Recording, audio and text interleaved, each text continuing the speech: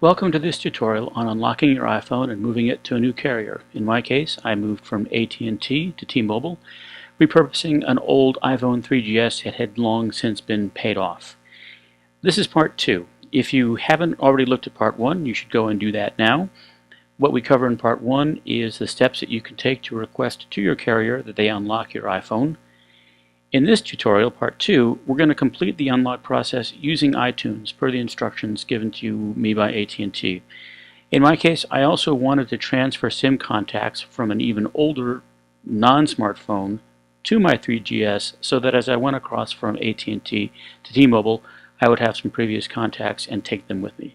And then finally, there's a part 3 where I will walk you through moving your iPhone to the new cell phone provider in terms of getting it provisioned and started. The first step you'll take is that you have to go to iTunes to complete the unlocking process. There you'll find that the instructions indicate that you have to do a backup and restore. And it gets a little tricky here because the word restore is used in 2 different places on this screen, so there's a potential for confusion.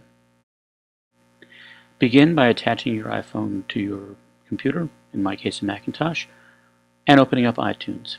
From there, make a backup of the information on your iPhone using the red outlined button that I've got indicated there called Backup Now.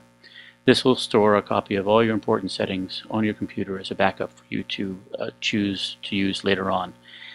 Now you may or may not find yourself using this backup when you're done. When the phone is all done and unlocked and ready to move across, you might find it easier to start with an empty phone and just re-add onto it the applications that you had previously, and you may just sync your contacts from the cloud if they're already stored there. The option is yours.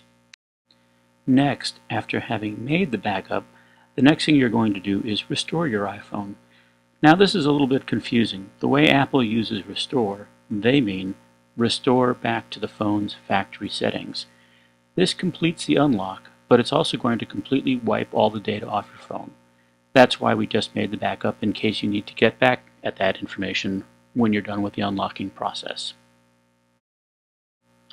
When the restore process is complete, you will see this screen saying, "Congratulations, your iPhone has been unlocked." This will be your confirmation that the phone has been unlocked, and depending on your particular situation, you may be asked to accept a carrier update. I assume that this is part of the unlock process. And you can see that there's an OK box to confirm that the settings were updated successfully, and from there you'll continue on. When you hit the continue button, you'll be then taken to this screen where you'll be given the option to set up the iPhone as a brand new device or restore it from the backup. In this case, you can use the backup that you just made in the previous step to bring everything back, or, as I noted earlier, you may just want to bring down all the applications that you had on it previously. You'll have to go and reset your settings, but it's sort of like setting up a brand new phone. I'll also add that while we are rebuilding the phone in terms of putting back your settings and bringing back your apps, we've unlocked it, but we haven't ported it over to the new service provider yet, so we still have a little bit of work ahead of us. Here's a quick side note regarding contacts on SIM cards. In my case, I had an older non-iPhone phone that I wanted to bring contacts across from. So I had those contacts on a SIM card.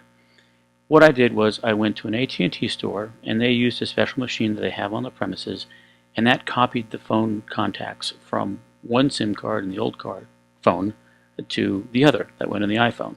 Now, you may not need this if you're dealing with contacts that are already on an iPhone because they're stored in the cloud or are part of your backup, but in my case, as a part of repurposing this old phone, I had a set of previous contacts from a dumb phone that I wanted to get onto this iPhone.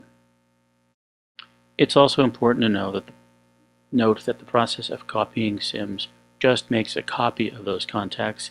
It didn't move from one SIM card to the other, leaving no traces behind. So if for some reason you need to do this again or something doesn't go quite right, you will still have your contacts on the original SIM card that you copied from.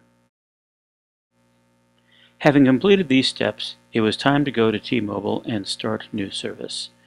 I had my iPhone 3GS, which was now completely unlocked, both from the carrier and completing the steps I needed to on iTunes. I placed the apps that I wanted on it as well.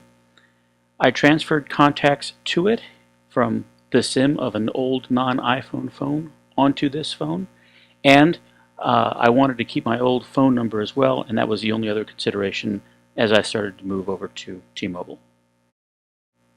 So in the next tutorial of unlocking your iPhone and moving it to a new carrier part 3, we're going to do 3 things. First, we're going to start service with the new phone provider so that we become a customer on their network.